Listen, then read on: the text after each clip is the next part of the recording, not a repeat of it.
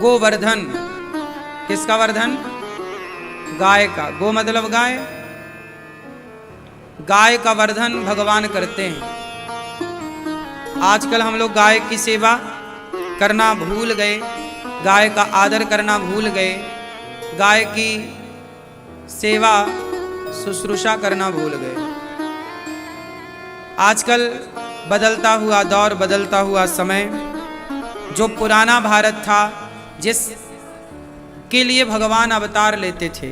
अच्छा बताओ, भगवान का जब भी अवतार होता था किसके लिए अवतार होता था?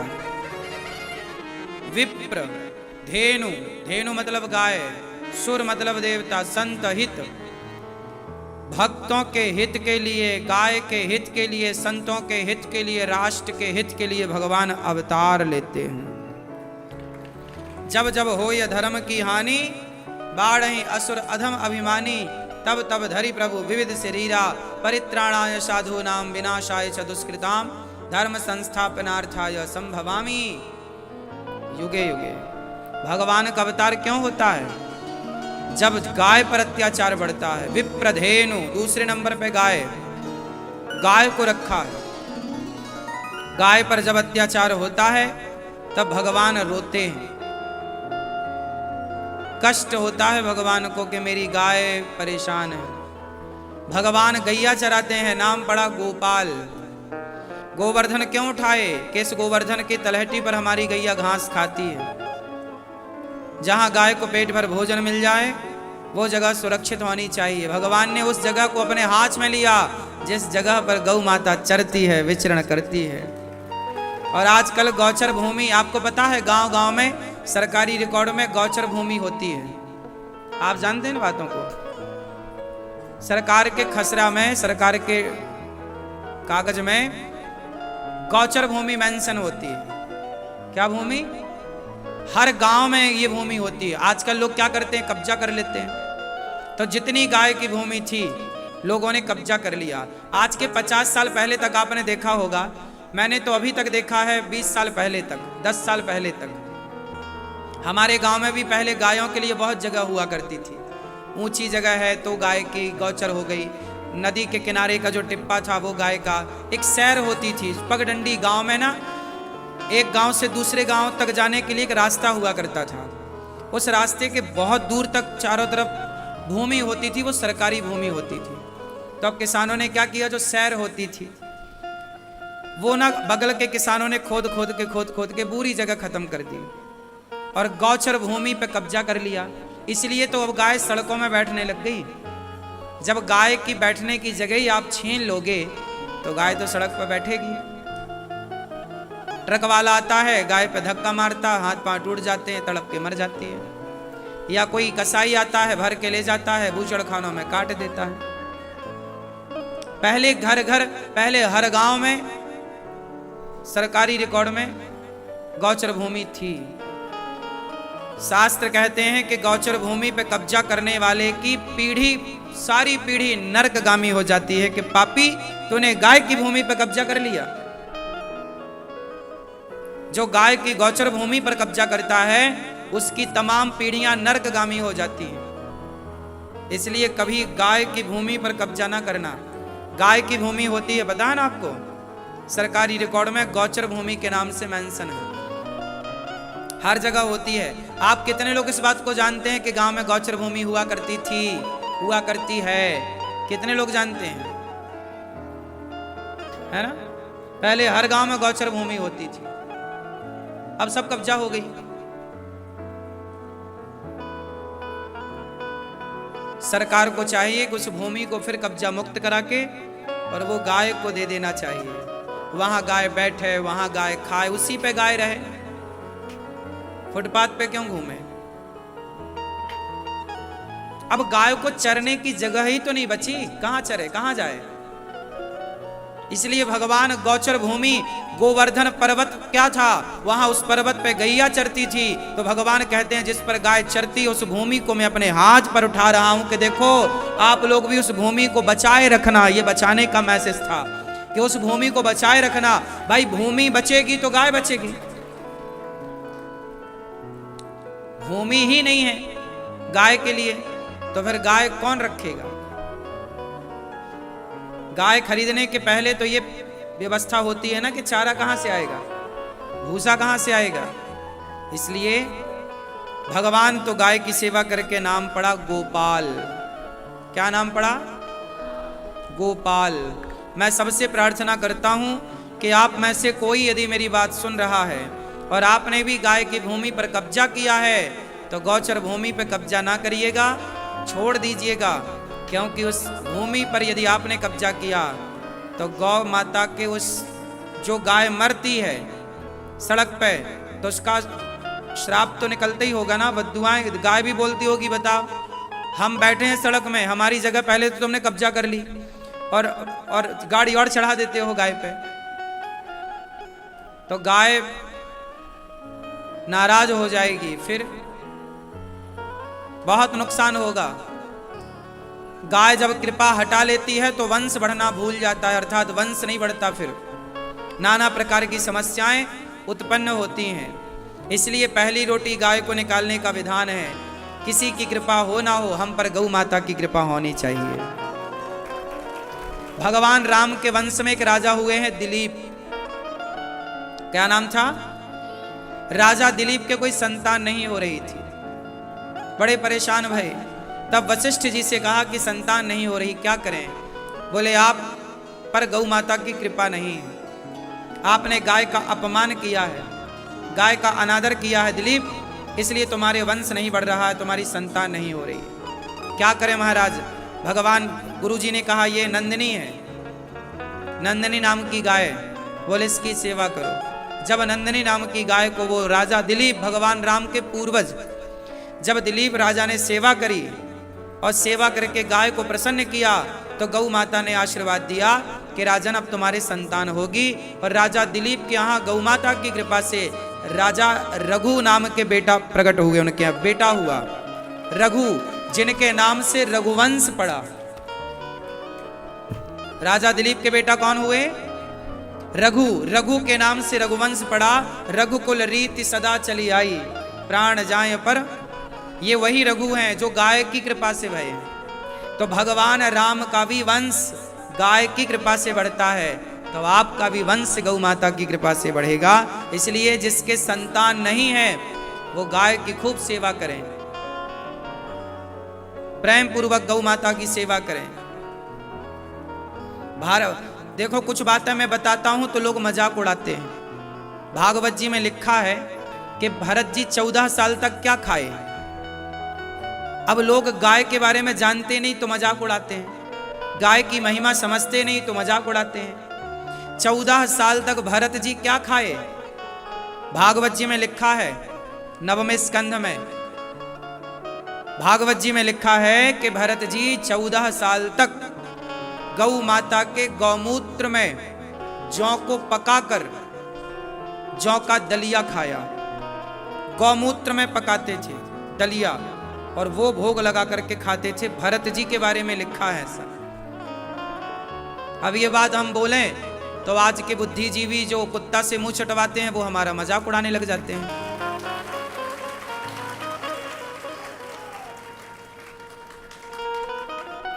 अब लोगों को कैसे बताएं कि ये परंपरा रही है, गौमूत्र सामान्य नहीं है। आज तुम साइंस की 4 बुक पढ़ने लग गए तो शास्त्रों को नकारने लग गए, यही तो तुम्हारा दुर्भाग्य है। दुनिया ने शास्त्रों को समझा और सीखा तो आज दुनिया टेक्नोलॉजी में तुमसे आगे निकल गई, क्योंकि उन्होंने वेदों का पुराणों का सम्मान किया है, भारतीय बातों का सम्मान किया। तुम भारत के होकर भारत की बातों को स्वीकार नहीं करते, ये तुम्हारा दुर्भाग्य है। तो आज इन बातों को सुनने वाले भी कम हैं और समझने वाले भी कम हैं। अब दुनिया में देखिए कि बिल्ली की पॉटी की कॉफी पी रहे हैं लोग। आपको पता है बिल्ली को एक कॉफी का फल खवाया जाता है और फिर जब उसका पॉटी से निकलती है तो उसको पीस करके लोग उसकी कॉफी पीते हैं बड़े चाव से। बिल्ली का गू खाने में शर्म नहीं आएगी इन्हें, और गौमूत्र पीने में, पंचगव्य पीने में इन्हें नाक से कोड़ते हैं और शर्म आती है। आपका वंश यदि नहीं बढ़ रहा है, सारे डॉक्टरों को दिखा लिया है आपने, सब डॉक्टरों ने कह दिया है कि अब नहीं हो सकता कुछ, और मैं कहता हूं कि आप गौ माता की सेवा करेंगे तो निश्चित ही जो डॉक्टर मना कर देते हैं जिस कार्य के लिए, यदि गाय की और भगवान की कृपा होए तो सब कुछ हो सकता है। सेवा कर लेने में क्या बुराई है? राजा दिलीप का वंश बढ़ा तो आपका भी बढ़ जाएगा। शास्त्रों में यह भी एक परंपरा रही है कि गाय को जौ खवाया जाए और गाय को गेहूं खवाया जाए, और उस को जब वो गोबर से बाहर आए तो उसको धो के साफ करके कई बार, और उसे गेहूं को पीस करके, जौ को पीस करके और भगवान को भोग लगा के उसकी रोटियां खाने से निश्चित ही, अब जैसे बिल्ली की पोटी में लोग कहते हैं कि बिल्ली को जो पोटी वो खवाई जाती है ना कॉफ़ी, तो उसके पेट में वो एक प्रोसेस हो जाता है कि वो कॉफ़ी थोड़ा सॉफ्ट हो जाती है, बड़ी हार्ड होती है, थोड़ा सॉफ्ट हो जाती है। यदि बिल्ली के पेट में कॉफ़ी का प्रोसेस हो सकता है तो हम गाय को यदि जौ और गेहूं खवाएं तो गाय के पेट में भी तो एक प्रोसेस हो सकता है, और उस प्रोसेस से वो गाय के द्वारा निकला गया जौ और गेहूं, अन्य गेहूं और अन्य जौ की अपेक्षा वो शक्तिशाली है। गाय की कृपा है, गाय का उसमें गुण मिल गया तो उसमें क्या बुराई है। मैंने एक संत जी के पास जाकर देखा, वो संत जी हमेशा ऐसा ही रोटी वो खाते हैं, गाय को जौ खिलाते हैं, जौ गोबर से निकलता उसे धुल करके उसकी रोटी बनाते हैं, पीस करके भोग लगा के खाते। मैंने भी वो रोटियां खाई हैं। खाने में स्वाद तो आप लोग शायद स्वाद के बसीभूत हैं तो शायद खाएं ना खाएं, लेकिन यदि स्वाद को भूला जाए तो इतनी भी बुरी नहीं लगती। और वो रोटी वो खाते हैं। जब भरत जी गौमूत्र में पका हुआ दलिया खा सकते हैं, पदार्थ खा सकते हैं, तो हम क्यों नहीं खा सकते। पर अब विडंबना देखिए कि लोगों को कुत्ते से मुंह चटवाने में शर्म बिल्कुल नहीं आ रही है, लेकिन गाय का गोबर उठाने में, पंचगव्य पीने में, गाय की सेवा करने में लोगों को शर्म आ रही है। बड़ी विडंबना है। जबकि सदियों से गाय के गोबर से आपका आंगन लीपा जाता था। गाय का गोबर ही, दीपावली में अभी गोवर्धन पूजा होगी तो गोवर्धन भगवान सबके द्वार पर गौ माता के गोबर के ही बनाए जाते हैं, नहीं बनाए जाते। पंडित जी सत्यनारायण भगवान की कथा सुनाने आते हैं तो गाय के गोबर से ही लक्ष्मी, है ना, गौरी और गणेश बनाए जाते हैं। गाय के गोबर से ही चौक लीप करके वहां चौक पूरा जाता है। तो गाय के गोबर के बिना तो यहाँ भारत में संस्कृति, भारतीय हिंदू संस्कृति में तो गोबर के बिना कोई भी शुभ कार्य नहीं होता। जहां यज्ञशाला बनेगी, जहां यज्ञ विधान होगा, उससे पहले गाय के गोबर से ही यज्ञ कुंड को लीपा जाता है, तब वो यज्ञ होगा वहां पर, हाँ या ना। और गाय के दूध से बनी हुई खीर की ही अंतिम आहुति होती है यज्ञ में। भैंस के दूध और ये बकरी के दूध की खीर से नहीं, गाय, तब जाके वो यज्ञ पूरा होगा। और जो भी आहुतियां डाली जाएंगी यज्ञशाला में, स्वाहा स्वाहा, वो सारी आहुतियां गौ माता के सुंदर देसी गाय के, वेद लक्षणा गाय के घी, शुद्ध देसी घी के द्वारा ही जब आहुतियां डाली जाएंगी तब वो आहुतियां मान्य होंगी। आप बाजार के घी का हवन करते हो, बाजार में घी कहाँ मिल रहा है? सुअर की चर्बी बिक रही है। आजकल जो आप घी प्रयोग करते हैं, आप बाजार में घी कितने रुपए किलो मिलता है? 400 रुपए किलो। पूजा वाला घी तो 300 रुपया किलो मिल जाता है। पूजा वाला घी बाजार में कितने रुपया किलो है? बोलो 300, 400। अब बताओ, तुम बताओ कि क्या 400 रुपया किलो आप घी हो सकता है? कितने लीटर दूध में तो जाकर 1 किलो घी बनेगा? पहले तो ये गणित निकालो। और 1 लीटर दूध आज 50 रुपए का है लगभग। क्या रेट है भाई? 1 लीटर दूध क्या भाव चल रहा है? 60 रुपए भी चल रहा है और 50 रुपए भी। मैं तो 50 भी जोड़ूं तो 50 रुपए के हिसाब से कम 15 से 20 लीटर दूध हो तब जाके 1 किलो घी निकलता है।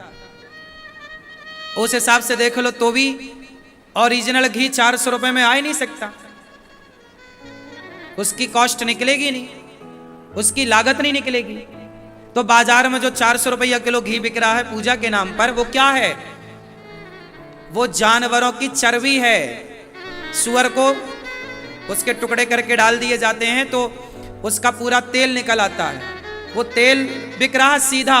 अभी वो लड्डुओं में मिलावट हुई, आपने सुना होगा तिरुपति बालाजी में क्या मिला था, वही नकली घी मिला था। वो नकली घी सुअर से बनता है।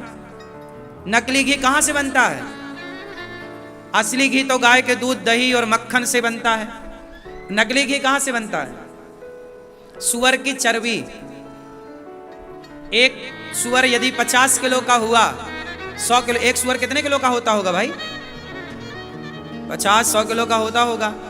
तो एक सुअर से आप समझो कि यदि 50 किलो का हुआ तो 25 किलो उसकी निकाल दो मटेरियल, हड्डी वड्डी, फिर भी 25 किलो घी तैयार हो गया। तो एक सुअर में 25 किलो घी तैयार हो रहा। 25 किलो घी अब देख लो कितने का है, और भी तैयार होता होगा, मैं तो एक लमसम अंदाजा बता रहा हूं। और बाजार में आप लोग धड़ल्ले से ले आते हो। आप बाजार में देखते हो पूजा की सुपारी अलग मिलती है, पूजा का घी अलग मिलता है, पूजा की शहद अलग मिलती है। क्या है ये?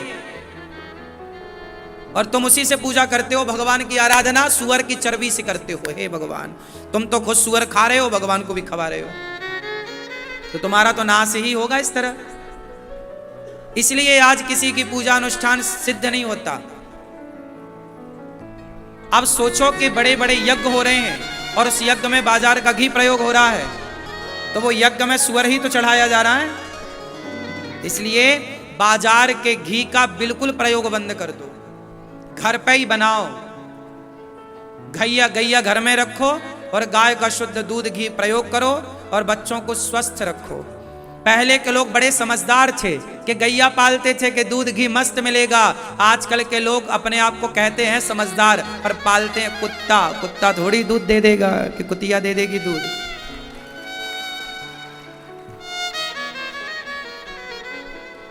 पहले के लोग बड़े समझदार थे, हाँ या ना?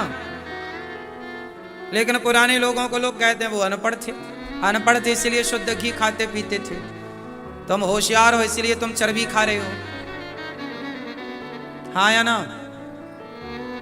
बाजार का घी कभी भी सत्यनारायण भगवान की कथा में बाजार का घी मत खरीदना, या तो हवन मत करो। और करना है तो घर में घी बनाओ, भले मलाई का बना लो, भले तुम 4 किलो दूध जमा लो, दही बनाओ खुद घर में, मथानी से मंथन करके थोड़ा सा निकालो, 10 चम्मच आए, पर वो घर का घी हो। बाजार के घी से हवन मत करना। बाजार में जितना घी है अधिकांश मिलावटी है, हाँ या ना? आप में से है कोई यहाँ पे जो गाय के दूध से घी निकालते हो, अर्थात गौ माता की सेवा करने वाला है कोई यहाँ? बताओ कितने लीटर दूध में घी निकलता है? कितने लीटर दूध डालोगे तो 1 किलो? हाँ? प्रैक्टिकल कर लेना। हाँ? 12? हाँ? अब आप लोग प्रैक्टिकल कर लेना, हमने तो थ्योरी बता दी।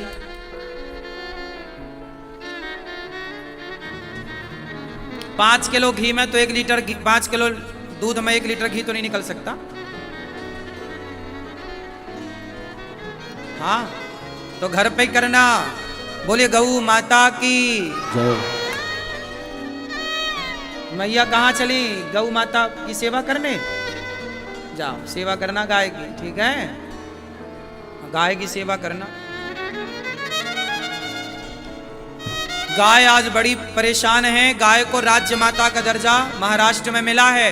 हम चाहते हैं पूरे भारत के कोने कोने में हर मुख्यमंत्री भारत को राज्य माता का दर्जा दें।